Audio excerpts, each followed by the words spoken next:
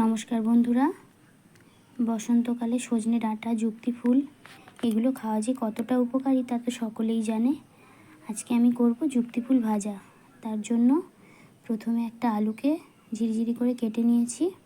কড়াইতে কিছুটা পরিমাণ তেল দিয়ে কালো জিরে, শুকনো লঙ্কা ফোড়নে দিয়ে আলুটা দিয়ে দিয়েছি।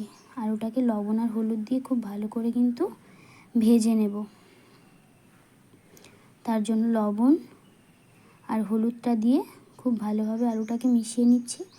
আলুটাকে লাল লাল করে ভেজে নেব। অন্যদিকে কিন্তু যুক্তি ফুলটাকে আমি ভালো করে পরিষ্কার করে 4 থেকে 5 বার জল পাল্টে পাল্টে খুব ভালোভাবে ধুয়ে রেখেছি, ধুয়ে জল ঝরিয়ে রেখেছি। এবার আলুটা অর্ধেকের বেশি সেদ্ধ হয়ে গেলে কিন্তু ওর মধ্যে ফুলটা দেব। আলুটা প্রায় সেদ্ধ হয়ে এসছে। এবার ফুলটা দিয়ে দিয়েছি ওর মধ্যে। লবণ হলুদ দেওয়াই আছে, এক্সট্রা দেওয়ার দরকার নেই। আর ফুলটা দিয়েও কিন্তু খুব ভালোভাবে আলুটার সাথে মিশিয়ে নিচ্ছি। দেখুন 3 থেকে 4 মিনিট পরে কিন্তু ফুলটার কালারটা চেঞ্জও হয়ে গেছে, নরম হয়ে এসছে। আর একটু সময় নিয়ে ভেজে নেব। প্রায় ভাজা ভাজা হয়েই এসছে।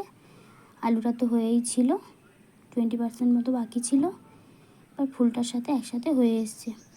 এবার এর মধ্যে বেশ কিছুটা পরিমাণ কুচনো পেঁয়াজ দিয়ে পেঁয়াজটাকেও একটু ভাজা ভাজা করে নেব।